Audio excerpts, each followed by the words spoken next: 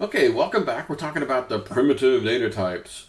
So on page 46, they talk about the integer data type. That's the one we've been using a lot. These are whole numbers. So some people call these counting numbers, because you don't say 2.1, 2.2, 2.3. You type, 1, 2, 3, 4, right? Counting numbers kind of makes sense. So no fractional thing. So int age equals 42 is an example of declaring an integer and assigning it a value. Floating points on page 47, they're typically bigger, as you can see. They're bigger than some of the other things, and they're designed to store decimal numbers to a certain number of precision. So for example, I'm going to go back to this guy, and I'm going to throw in a couple more variables.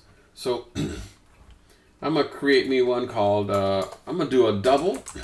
I'm going to call this one tax rate. Notice how I made it camel case with a hump in the middle. Tax rate equals 0.0825. Okay, now that had to have been either a float or a double. If I had left that as an integer, the value actually would have come out 0 because it can't handle that kind of thing. Okay, the character data type on page 50. Now, characters are different because their literals are slightly different. Up to now, numeric literals just have numbers and decimal points. That's it. That's all they got. String literals have double quotes on them. Well, character literals have single quotes. And I don't want you to kind of mess this up, because I'm going to say char, and I'm going to say whatever. I'm going to say dollar sign. Wow, who cares if I can spell it? Equals single quote, like that.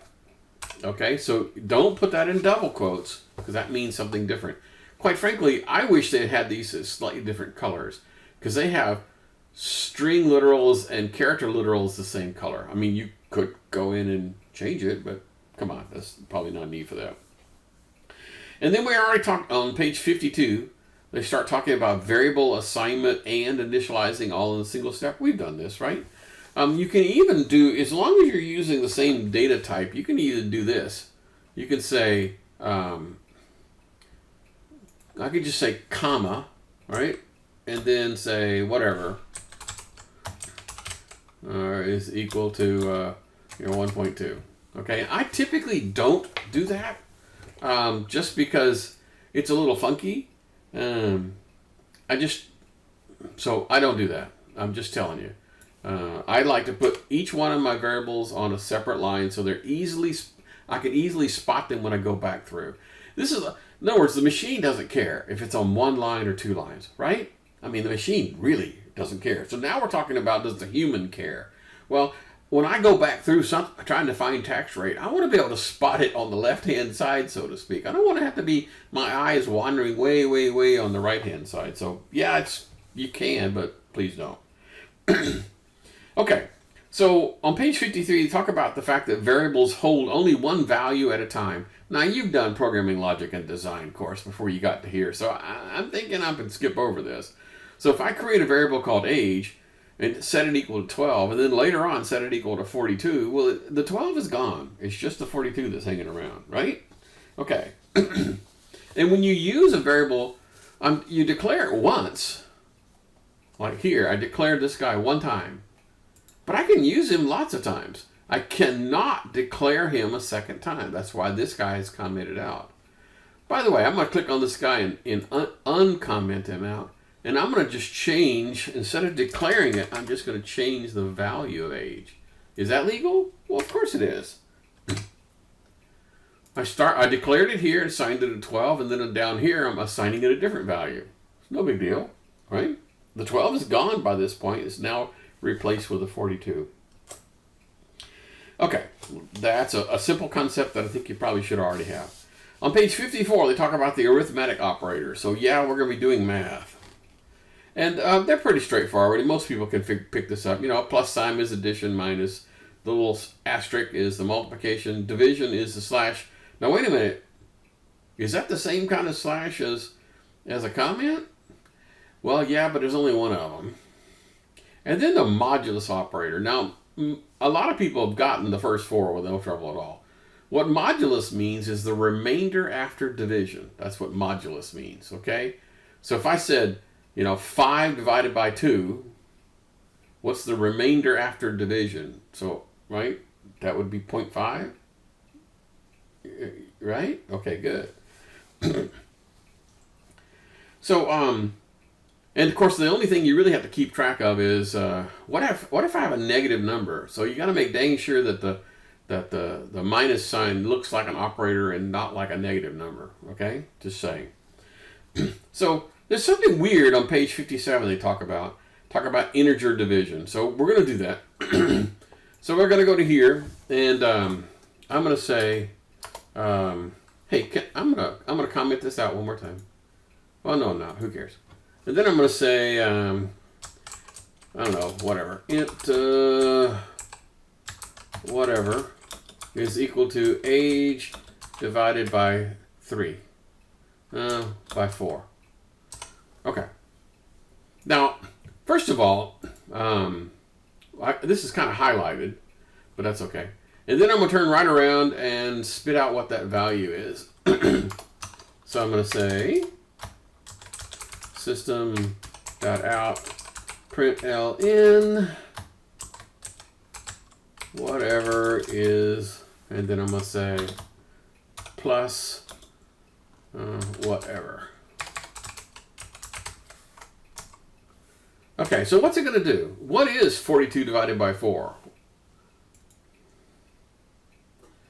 Whoa! Oh, hey, this is a good example of making a mistake. Remember case sensitive? Yeah, I didn't spell it exactly the same way twice. Okay, now let's run that. Okay, so whatever is 10? 10? Are you sure? Well, what happened to the fractional part? Well, they're just gone. So integer division just throws away any of the fractional parts, okay? Just saying. It does not round off. If the correct answer was 9.999999999, it's not going to round it to 10. The answer is going to be 9, okay? Good. Okay, they talk about operator precedence on page 57.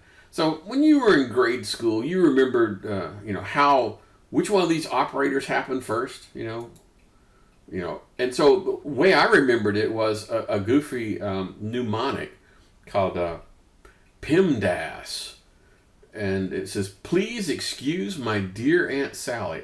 Okay, come on. They probably could have come up with a better way to remember PEMDAS, but it's PEMDAS. And the P stands for parentheses, exponents, multiplication, division, addition, and subtraction. So that's the order in which these things occur. Okay? It kind of makes sense?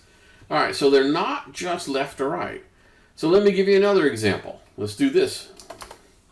So let's do int answer is equal to 8 plus 2 times 4. So what's that going to be? Is that going to be 8 plus 2 is 10 times 4 is 40? Is it? What did I just tell you about the order of operations? So multiplication and division happens before addition and subtraction. So that is, answer should be 16, not 40. Okay? Good. Let's keep going.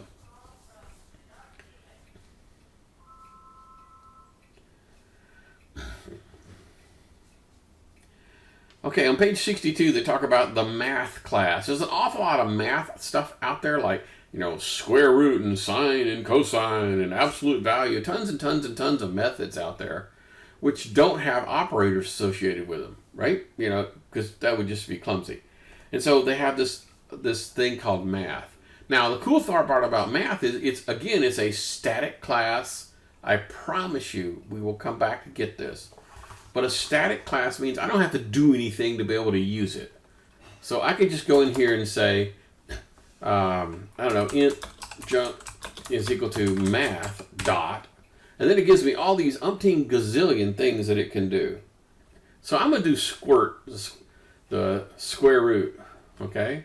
So if I don't even know exactly how it's spelled, I can just start typing, and it'll get me close. So it is squirt of 9. Okay, so in this particular case, remember how we did it before, how this guy was the name of a class, so it's capitalized. This guy's in italics because he's a method inside that guy, okay? All right, so math class has lots of, you saw the list, it's huge. It's got tons and tons and tons of stuff. Okay, on page 63, they talk about combining operators together just to make things easier. It is very, very common in programming to say something like age is equal to age plus 1. Okay, that is a very common thing. It's called incrementing. So I'm incrementing whatever the value of age was before. So if age was 42, when we're done, it's 43. If I do it again, it's 43, 4, and it just keeps on going, right? So this is just an incrementer. So because that is a very common thing, they came up with a way to make it a little shorter. So let's just take a look at the list here. So, adding 4, subtracting 3, dividing, multiplying times 10, dividing by 2, finding the modulus of, all that kind of goop. So what they did is they decided to shorten it up by combining these things together. So this table on page 64 is how they did it. So instead of doing it this way, an alternate way of doing it is to say age plus equals 1. Now, you might be tempted to type it this way. Okay? But that ain't right. That means if I put spaces in here, it'll be a little bit more clear what I'm talking about. That is assigning a positive 1. That is not the same thing as the line above. So I'm going to take this out. So the way I remember it is, whenever you have these compound assignment operators, the equal sign is always to the right. That's the way I remember it. Okay, so it's going to be asterisk equals and slash equals and plus equals and minus equals, but the equal sign's always going to be on the right-hand side. Good! Moving along. So, remember I told you that not all data types are the same size, same physical size, right? So what if I was to take age and say equals tax rate? And first of all, I'm going to go ahead and make this a double to make, oh, come on, Dave. Come on. Oh, doggone it. Phew. Okay, cool. I got a red thing with a yellow balloon with a red dot going, what the heck are you talking about?